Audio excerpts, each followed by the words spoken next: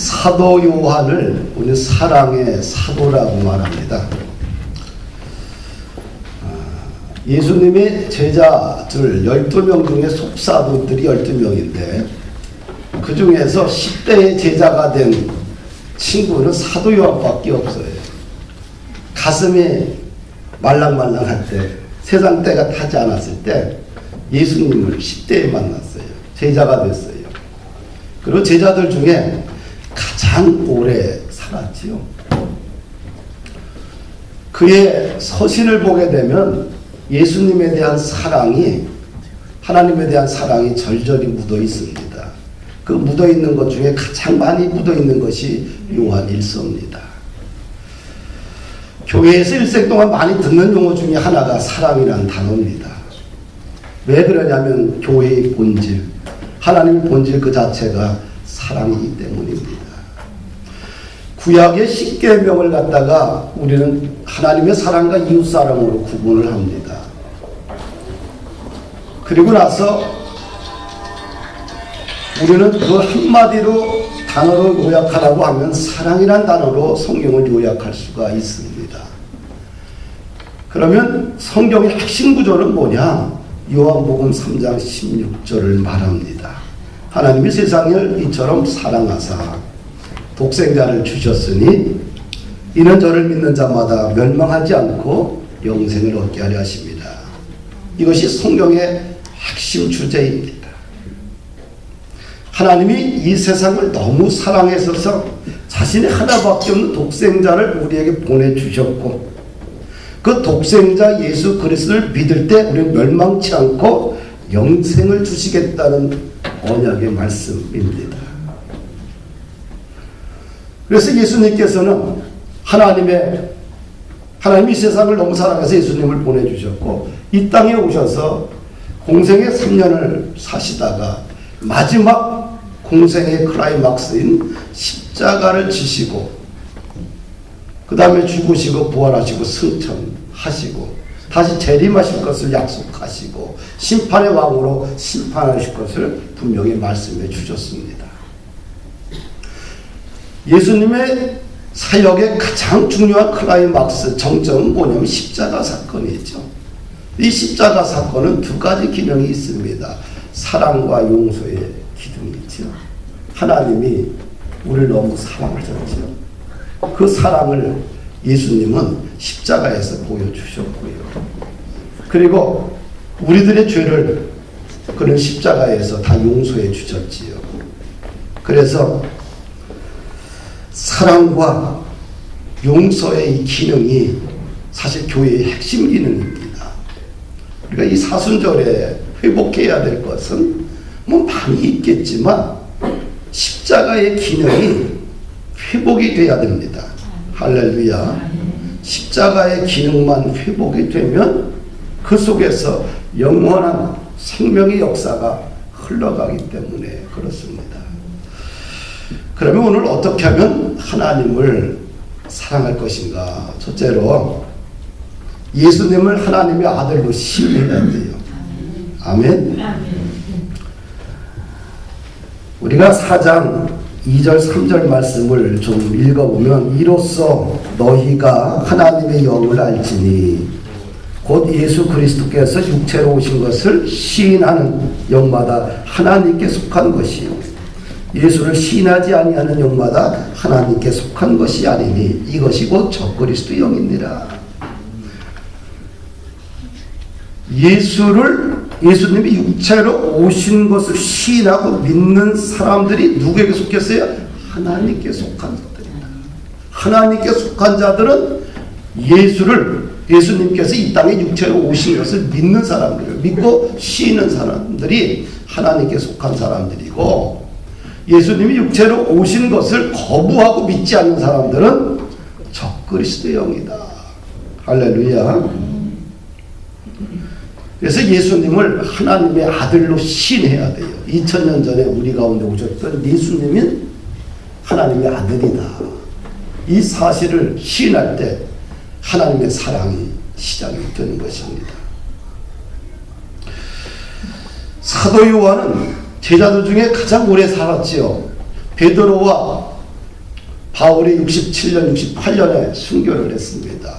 그 이전 그 후로 모든 제자들이 다 순교를 했습니다. 예수님이 육체로 오셔서 천국 복음을 전파하셨지요. 그래서 십자가에 죽으시고 부활하셨습니다. 근데 이 사실들을 사실은 그 시대의 교회나 성도들이 믿지 않는 거예요. 벌써 70년 이전에 모든 사도들이 다 죽었어요. 예수님을 본 사람들이. 그리고 100년 되니까 사실은 기억이 희미해져, 역사적 기억이 희미해집니다. 지금 우리나라가 6.25란 참전을 경험했는데도 불구하고 젊은이들 6.25가 있었는가 없었는가 사실 역사 의식이 전혀 없지요. 그렇죠?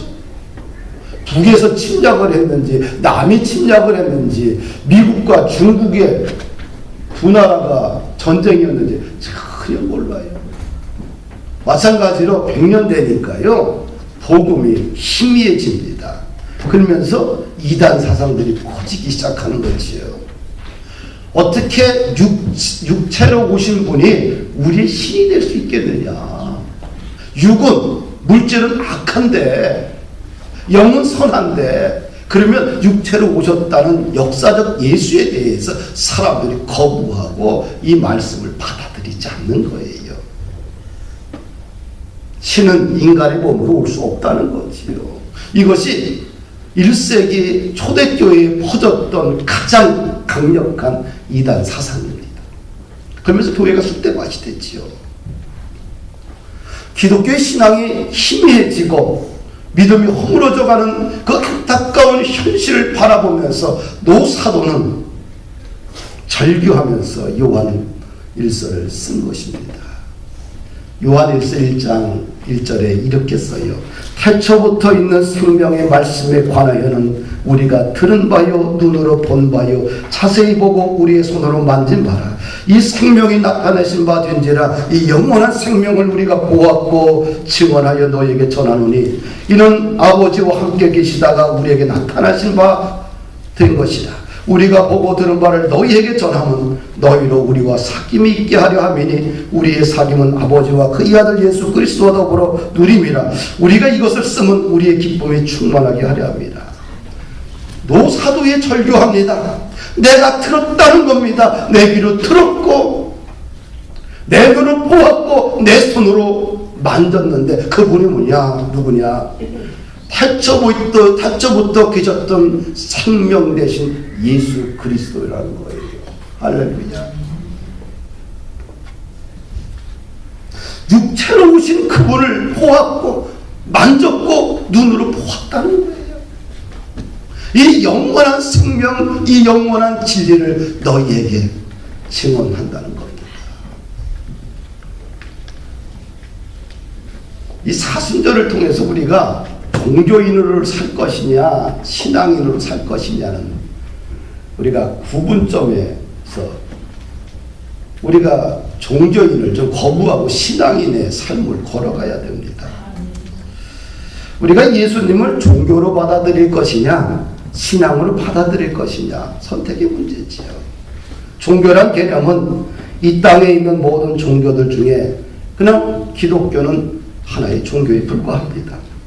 타 종교를 믿든 기독교를 믿든 종교란 개념 속에는 별 차이가 없습니다. 종교인에게는 어떤 신념도 확신도 없습니다. 종교를 위해서 자신의 생명을 던지는 사람 없습니다. 종교는 단순한 이론이고 삶을 좀 더 가치 있게 풍부하게 만들어가는 이론에 불과합니다. 그러나 이 종교는 아는 종교라는 것은 아는 것인데 이 아는 것을 뛰어넘어 신앙의 세계로 들어갈 때 영적인 세계가 펼쳐지게 됩니다. 신앙은 다른 것이지요. 신앙은 믿는 것입니다. 아는 것과 믿는 것은 하늘과 땅 차이지요. 신앙은 내가 절대적으로 믿는 것이고요. 주관적인 체험입니다. 성경에 쓰여 있는 모든 내용을 그대로 믿는다는 고백이 전제돼야 됩니다.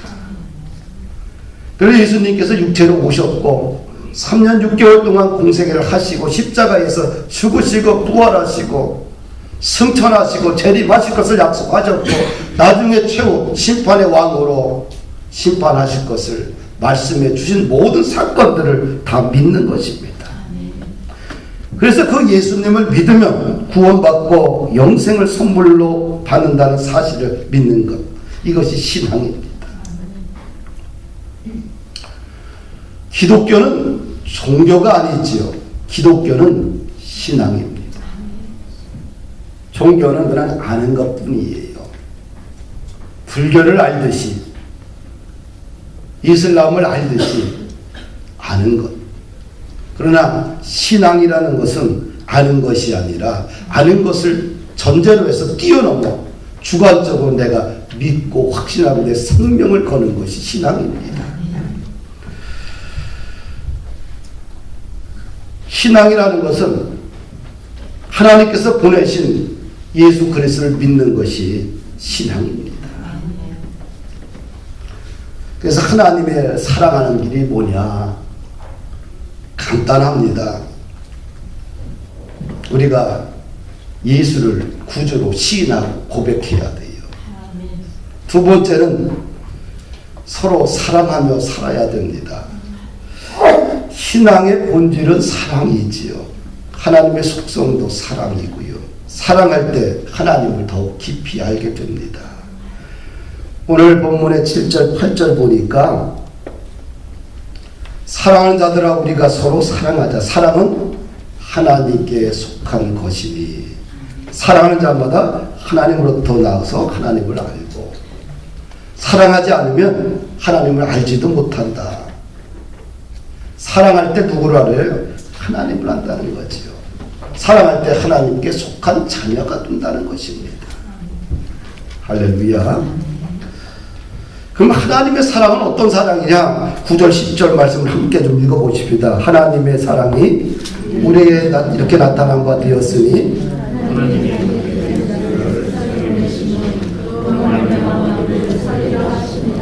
사랑은 여기 있으니 우리가 하나님을 사랑하는 것이 아니고 하나님이 우리를 사랑하사 우리 죄를 지축하여 내 화목제물로 그 아들을 보내셨습니다. 하나님의 사랑은 어떤 사랑이냐? 자기의 독생자를 세상에 보내신 사랑입니다. 왜? 죄인 우리를 살리기 위해서지요. 그래서 하나님께서 독생자를 화목제물로 삼으신 거지요. 하나님과 인간 사이에 막혔던 죄악의 담을 헐어버리고 화목케 하기 위해서 예수님을 화목제물로 이 땅에 보내주셨어요. 제물은 뭡니까? 제물의 사명은 죽는 것이지요. 내 죄 때문에 죽는 게 아니라 다른 사람의 죄 때문에 내가 대신 죽어주는 것이 제물의 사명이에요. 예수님은 하나님과 인간 사이의 죄악의 담으로 막혀있던 것을 화해시키기 위해서 그분께서 친히 화목제물이 되어 주셨지요. 죽어주신 것입니다. 하나님의 사랑은 어떤 사랑이냐? 자기의 독생자 예수를 우리를 위해서 십자가에 죽게 하신 그런 사랑이라는 겁니다. 할렐루야. 자신의 아들보다 우리를 더 사랑하신 하나님, 그것이 사순절에 우리가 다시 회복해야 될 하나님의 사랑이 아닌가. 그럼 하나님의 사랑을 받은 우리는 어떻게 살아야 되느냐? 서로 사랑하며 살아가는 것이 맞다 하다라고 말씀하고 있어요. 11절 12절을 보니까 서로 사랑하며 살아가는 것이 마땅하다. 우리가 사랑하면 우리 안에 하나님의 형상이 회복되지만 우리가 사랑하지 아니하면 마귀의 형상이 회복이 됩니다. 그러면 하나님의 자녀, 하나님을 사랑하는 우리들은 어떻게 사랑하고 살아갈 때 하나님의 형상이 회복되지 않겠는가? 왜 우리가 더 하나님을 사랑해야 되냐? 그분이 먼저 우리를 사랑하셨기 때문입니다. 19절 말씀 보니까 우리가 사랑하면 그가 먼저 우리를 사랑하셨습니다. 하나님이 우리를 더 먼저 사랑하셨습니다. 우리가 왜 사랑해야 되느냐? 보이는 형제를 사랑하지 않고 보이지 않는 하나님을 사랑할 수 없기 때문에 그렇습니다. 20절 21절을 보니까 누구든지 하나님을 사랑하노라 하고 그 형제를 미워하면 이는 거짓말하는 자니 보는 바 그 형제를 사랑하지 아니하는 자는 보지 못하는 바 하나님을 사랑할 수 없느니라. 보이는 형제를 사랑하지 않고서 어떻게 보이지 않는 하나님을 사랑할 수 있겠느냐라고 대묻잖아요. 우리가 왜 하나님을 사랑해야 되느냐? 보이는 형제를 사랑해야지만 하나님을 사랑할 수 있어요. 그 다음에 요한일서 3장 14절 보니까 형제를 사랑할 때 사망에서 생명으로 옮겨진다. 사랑할 때 우리의 거처가 머무르는 장소가 바뀌게 되는데 사망에서 생명으로 옮겨진다고 그래요. 근데 사랑하지 않으면 여전히 사망 가운데 늘 머물러 살게 됩니다. 우리가 사망 가운데 거할 것이냐, 생명 가운데 거할 것이냐, 어디에 머무를 것이냐, 사실은 스스로 결정을 해야 돼요. 내가 예수 믿으면서 여전히 미워하고 살겠다. 어디에 거하는 거예요? 사망 가운데 거하는 거예요. 내가 예수를 믿으면서도 여전히 세상 것에 취해서 살겠다. 여전히 세상 것을 끊지 못하고 산다. 그럼 사망 가운데 머물러 사는 거죠. 원망과 불신과 미워함과 소망 없이 살아가는 것은 여전히 사망 가운데 내 인생을 던져놓고 살아가는 겁니다. 사망 가운데 살게 되면요, 인생이 바뀌지가 않아요. 그러나 내가 예수 믿고 나서 정직하고 성실하게 근면하게 살게 되면 사망에서 생명으로 옮겨가는 것이죠. 내가 예수 믿고 나서 주님의 뜻과 나라를 위해서 사명의 장으로 헌신하며 살아갈 때 생명의 장으로 우리가 옮겨가게 됩니다. 예수 믿기 전에는 불신의 언어를 사용했는데 예수 믿고 나서 더 이상 불신의 언어를 포기하고 창조적이고 믿음 있는 언어를 쓰겠다라고 결단하고 이렇게 살게 되면 저주의 인생에서 생명의 인생으로 우리의 인생이 바뀌게 됩니다. 사랑하는 여러분들, 사랑할 때, 진짜 사랑할 때 사망에서 생명으로 우리의 삶이 장소가 달라지게 돼요. 사랑하지 아니하면 여전히 사망적 환경 속에서 살게 됩니다.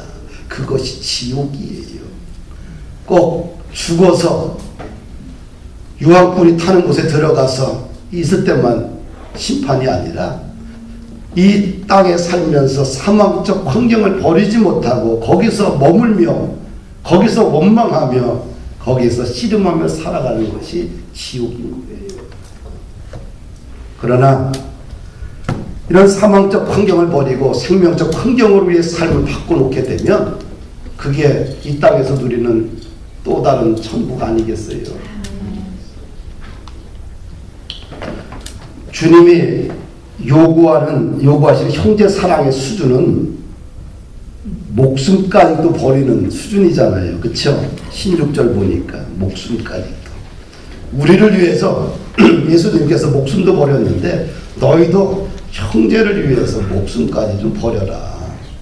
수준이 굉장히 높아요. 이 말은 진짜 생명을 주라는 얘기겠지, 그렇죠? 예. 그냥 네가 목숨을 끊으라는 얘기가 아니고 진짜 생명을 주는 사랑을 나누라. 이것이 주님이 주시는 메시지 아니겠는가. 우리는 왜 사랑해야 되느냐? 사랑 곧 율법의 완성입니다. 피차 사랑의 빚 이외에는 아무에게든지 아무 빚도 짓지 말라. 남을 사랑하는 자는 율법을 다 이루었다. 로마서 13장 8절에 말씀하고 있어요.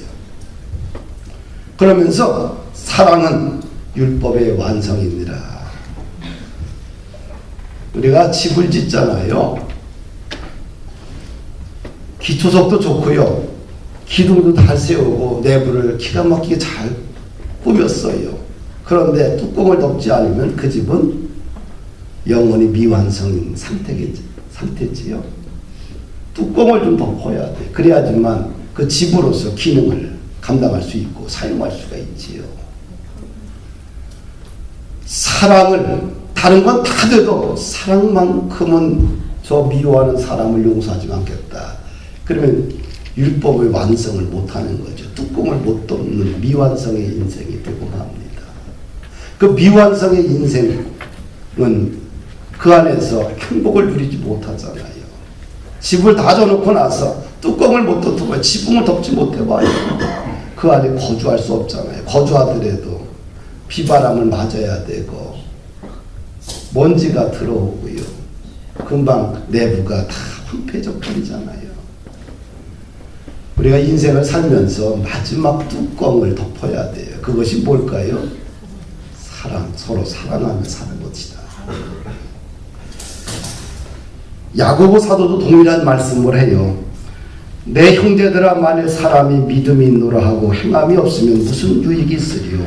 그 믿음이 등이 자기를 구원하겠느냐? 만일 형제나 자매가 헐벗고 일용할 양식이 없는데 너희 중에 누구든지 그에게 이르되 평안히 가라, 덥게 하라, 배부르게 하라 하며 그 몸에 쓸 것을 주지 않으면 무슨 유익이 있으리요? 이와 같이 행함이 없는 믿음은 그 자체가 죽은 것이다. 사랑은 믿음과 행함을 통해서 온전하게 완성되게 되는 것입니다. 할렐루야. 누가복음 10장에 보면 율법 교사들이 예수님을 시험을 합니다. 율법 교사니까 성경에 대해서 아주 박식한 사람들이지요. 예수님께 시험하는 내용이 이거예요. 무엇을 해야 영생을 얻겠습니까? 예수님이 문제에 답을 주지 않고 뭐예요? 너희들은 어떻게 생각하느냐? 율법에 어떻게 기록되어 있느냐? 라고 물어요. 그랬더니 워낙 율법 교사들이라 잘 알지요. 내 마음을 다하고 목숨을 다하고 힘을 다하고 뜻을 다하고 주 너희 하나님을 사랑하라. 내 이웃을 내 자신같이 사랑하라. 이렇게 율법 교사가 대답을 했어요. 주님이 말합니다. 내 대답이 옳다. 너도 이것을 행하라. 그리하면 너가 살리라. 율법 교사의 대답을 통해서 알 수 있는 것이 무엇인가 하냐면 우리들은 사랑이 무엇인지를 다 안다는 얘기죠. 단지 뭐예요? 행동으로 옮기기 싫을 뿐입니다. 어떤 게 몰라서 사랑을 못하는 게 아니라, 몰라서 이해를 못하는 게 아니라, 몰라서 미워하는 게 아니라 사랑이 무엇인지 다 아는 거예요. 단지 뭐예요? 행동으로 옮기기 싫어. 왜? 내 시간과 물질과 마음과 내 삶을 상대방에게 나누기 싫은 거예요. 예수님은 우리에게 뭘 요구하냐면 종교적 차원이 아는 것이 아니라 이것을 뛰어넘어 신앙적 차원으로 우리의 인생에 좀 더 긍정적이고 행동 지향적으로 순종형으로 좀 바꾸기를 원하셔요. 할렐루야. 율법교사들이 또 말합니다. 그 사람이 자기를 옳게 보이려고 예수께 여짜오되 그러면 내 이웃이 누구입니까? 참 몰라서 묻는 게 아니라 왜 그냥 나 대단한 사람이야. 율법에 대해서 잘 알아. 그래서 예수님께 물어요. 내 이웃이 도대체 누굽니까? 이웃에 대해서 모르는 사람 아이들이 아무도 없어요. 어른들이 모르겠어요. 다 알아요. 내 이웃이 도대체 누굽니까? 모르는 사람 어디 있어요? 비종교인도 이웃이 누군지 다 알아요. 그런데 율법 교사 정도 하는 사람이 자신을 뽐내려고 질문하잖아요. 참으로 단순한 문제를 참 어렵게 끌고 가요. 그렇죠? 참 인간이 이렇게 복잡합니다. 왜 복잡해질까요? 순종하기 싫으면 복잡해져요. 순종하기 싫으면 뭐예요? 말도 많고 탈도 많고 이유도 많고 논리도 복잡하고 변명도 많습니다. 신앙은 말이에요. 성경을 읽어보십시오. 복잡하지 않아요. 단순합니다. 여호와를 경외하라고 경외하면 되는 거예요. 예배하라고 예배하면 되는 거예요. 버리라 하면 버리면 됩니다. 순종하라면 순종하면 됩니다. 성경이 그렇게 복잡하지가 않아요. 너도 알고 나도 다 아는 얘기들이에요. 그런데 왜 이렇게 복잡합니까? 왜 이렇게 힘듭니까? 왜 이렇게 버겁습니까? 성경이 잘못된 게 아니라 예수님이 잘못된 것이 아니라 내가 내 안에 아직도 내려놓지 않는 이기적인 자만심과 교만의 속성들이 있기 때문이에요. 그렇지 않겠어요? 순종하는 사람들은 단순해요. 말씀을 그대로 믿고 순종하는 것이 신앙의 길 아니겠어요? 뭐 그 이상 뭐가 필요해요?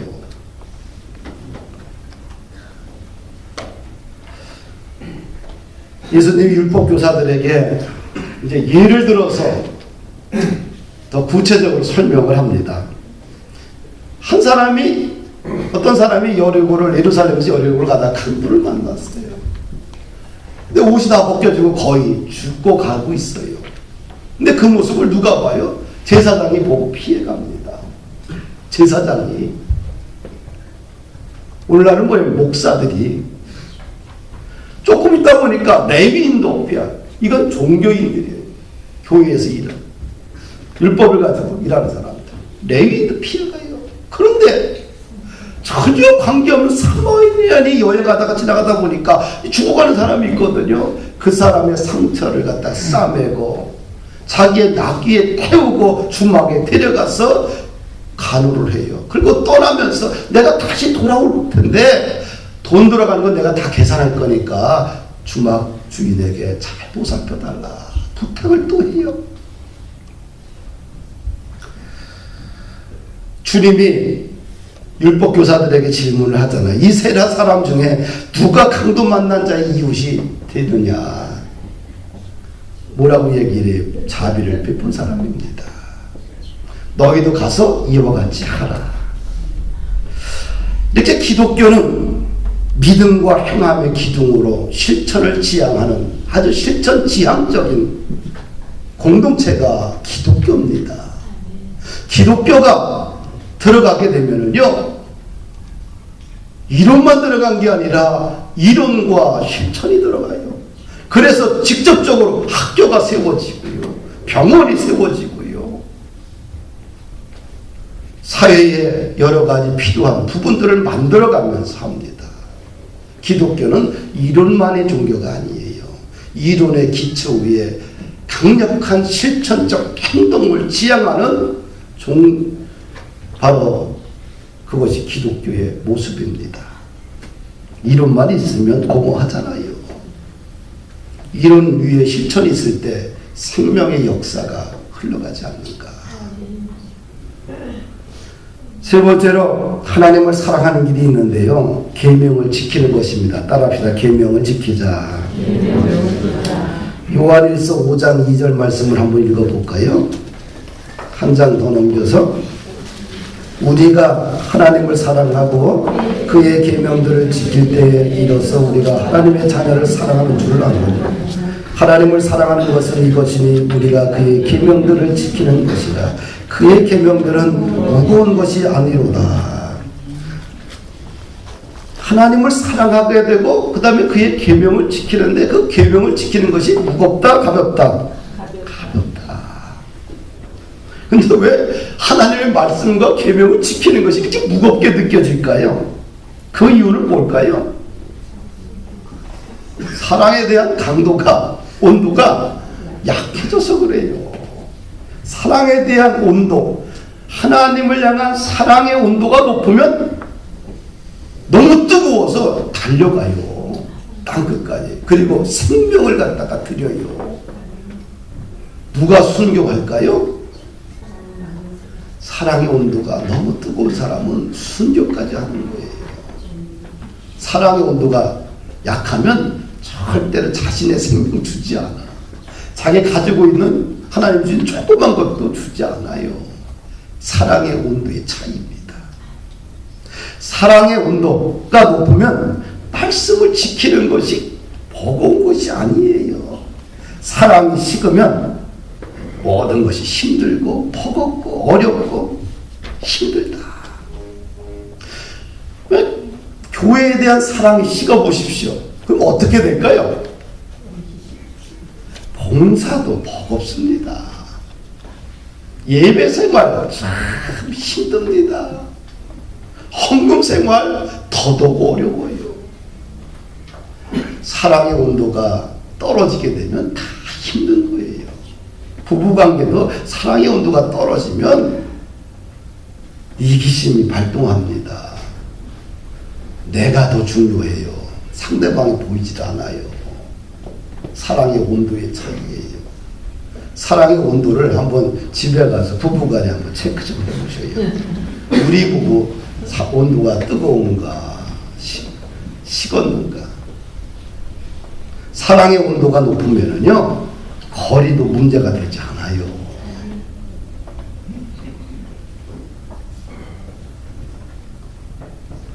얼마나 멀리서 오셔요. 그렇죠? 대부분의 성도들이 멀리서 오시는데 강화에서 매주 오는 거 쉬운 거 아니에요. 그렇죠?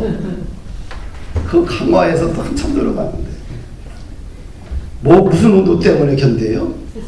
사랑의 온도. 교회에 대한 사랑의 온도가 높으니까 주일만 되면 일찍 달려오는 거예요.